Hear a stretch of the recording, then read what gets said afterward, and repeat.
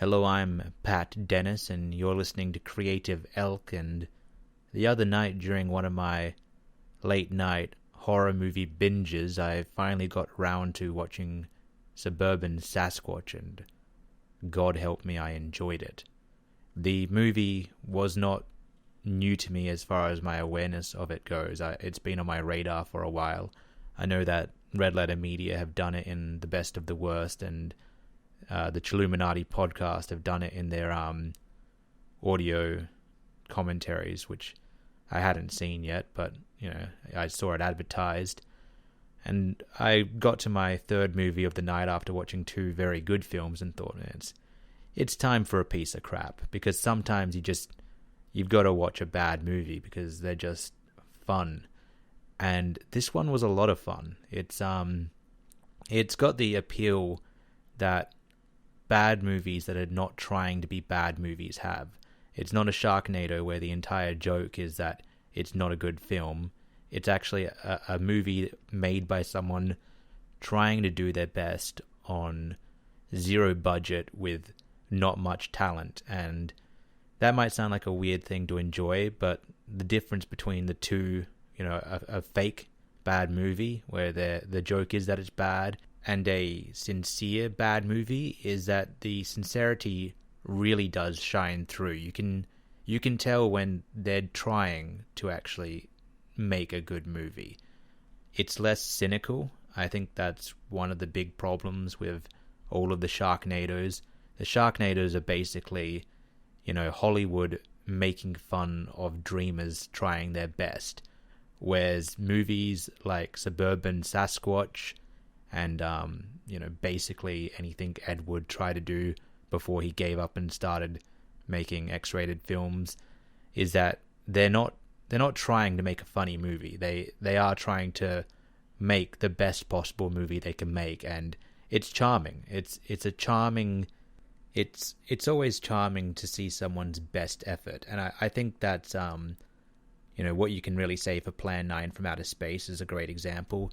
I don't think anyone who's ever tried to make a movie would ever call Plan 9 from Outer Space the worst movie ever made, which is what it was dubbed for quite a while by the Golden Turkeys until The Room came and took it over.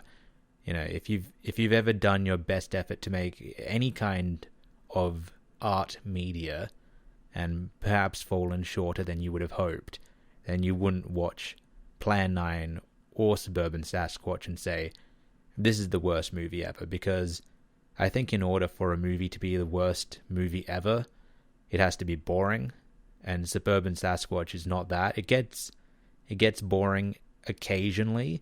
The runtime is maybe 10-15 minutes longer than it needs to be, but I've seen some, $700 million Hollywood movies that are boring for much longer than 10 minutes, so it's hard to hold 10 minutes against them. So it's not the worst movie I've ever seen, which might sound like it's, backhanded compliment and not much praise at all, but I suppose to extend that further, I can say it's also not even the worst Sasquatch movie I've ever seen. I'd say it's better than Throwbacks, for example, where the only great thing about that movie was Vernon Wells was in it, which any movie with Vernon Wells in it is immediately elevated because he's just so fantastic, but it wasn't enough to save the film, unfortunately. But I guess I should get into the nitty-gritty of Suburban Sasquatch. What is it about? Well, it's all in the title. A Sasquatch, a Bigfoot, is in suburbia. It's kind of trying to be an environmental message, but it gets sort of convoluted and lost because the idea is that the Sasquatch is loose because, modernity and industrialization, suburbia has encroached upon their native environment. But then a quote-unquote Native American is stopping the Sasquatch, where I guess that means that, the Native Americans are against the protector of the forest, which is the Sasquatch, which is kind of a convoluted message which loops back to being anti-environmental in some sense. But yeah, it's very much like a Godzilla style premise where, man has gone too far and nature is now pushing back.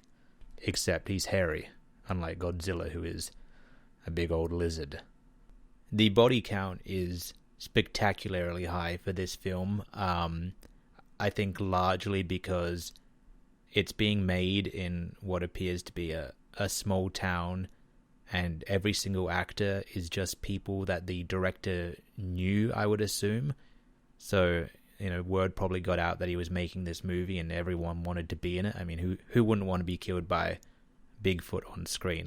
Let's be honest. If your mate is making, a movie about Bigfoot going on a rampage, or even if a mate of your mate is doing that, you're going to ask to be in it. So, like, every man and his dog is getting slaughtered in this film, and it's great fun. I mean, it's way too many characters, and none of them have any characterization or backstory. They just get introduced, and 10 minutes later, they get killed, or even not even 10. Like, it's usually the same scene, but that just goes back into it being charming, because you can tell that these are just friends and family of the director or of other actors, just having so much fun making this movie. So if you've ever made film or done community plays or any kind of like on the cheap community driven art project, you'll probably just get a second hand enjoyment out of the fact that you can tell everyone's just having a blast.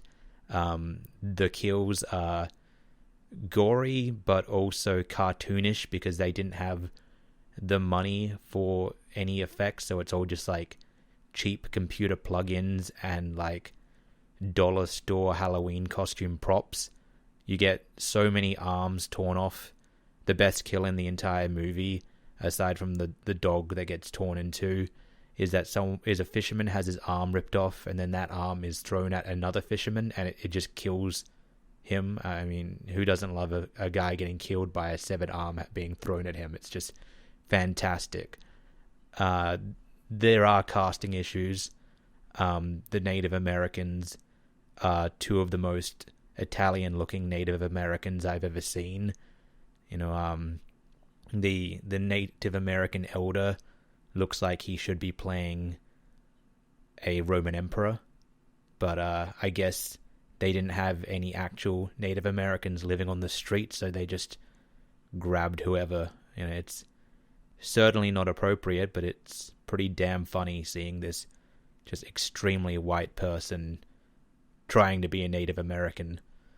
Aside from that more than dubious casting choice, the only real problem with the characters, I would say, is that the main character is just so boring. He's not interesting at all, and all he does is whine throughout the whole film. I wish they had just deleted his character and didn't have him at all. He doesn't need to be there, really. The Native American girl could have been the main character. I mean, she fights the Sasquatch, and it's always like funny and exciting whenever they're fighting, and then it cuts back to him just complaining he doesn't believe in Sasquatches, even though he's looking at one, and you're like, oh, wait, get back to the girl fighting the Sasquatch. I did think of Prey while I was watching the movie. There's always that meme, Mum, can we get Prey? No, honey, we've got Prey at home. And then it just cuts to Suburban Sasquatch, and that's Prey at home. A lot of the dialogue is really funny. I don't know if it is intentionally so. I think most of the humor throughout this movie is just totally accidental due to ineptitude and just budgetary restraints. Like every time the Sasquatch appears, it plays the same like 3-second growl loop, and it doesn't sound good the first time, but by the 400th time it's just so funny. Some of the dialogue, like for instance, a kid is complaining that he saw a Sasquatch, and the mum says, Sasquatches aren't real, they're like your dad, they're imaginary, and it's just delivered like it's not an absurd thing to say, and it's just wonderful. But also you're stuck there thinking like, did an alien write this movie? And there's just all sorts of weird issues with continuity, like bodies disappearing, where I guess the actor got tired of lying on the the cold road between takes and just decided to go home. So they disappear between, camera cuts. The Native American who's all about living in nature, her tent is like a modern day tent that you would just buy from the store, which just looks out of place, and it's hilarious. The insert establishing shots are ridiculous. Like the movie takes place over the course of what seems to be, judging by the male leads complaining, days and weeks, but every time it's nighttime we get a shot of the full moon, and that's not how the cycle of the moon works. It doesn't remain a full moon for the course of weeks. And in addition to this, pretty much every single nighttime shot we see is some of the most obvious day for night shots in film history. It's very clear that they've just put a tint on pretty bright day footage, and that's just a handful of the problems throughout the film. Like you could watch any scene and find just so many issues, and that's half the fun. Like, it's like almost like a collaborative viewing effort where it's fun to see what they've had to do because of the budget. Like the car is driving along and it's slow because obviously they didn't have a dolly or a rig to hook up a camera to the window, so they just had to have an actor walk with it. And it's fun if you've made films on an amateur level to spot things that you might have had to do, or that you wouldn't have done, or that you could think of a workaround and could have done better.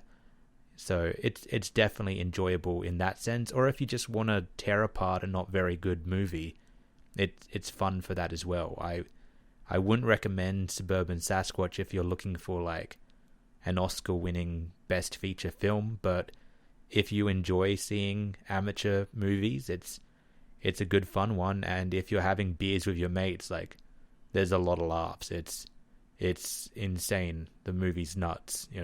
You'll definitely turn it into a drinking game, have a shot every time that Sasquatch sound loop plays, or every time someone has an arm ripped off, or every time a fight scene just ends abruptly, seemingly for no reason. And so that's Suburban Sasquatch. I definitely recommend it if you're looking for a fun, bad movie to watch. I'm Pat Dennis, and this is Creative Elk. Thank you for tuning in. Tune in next week for another rambling review about whatever I've seen or done that week.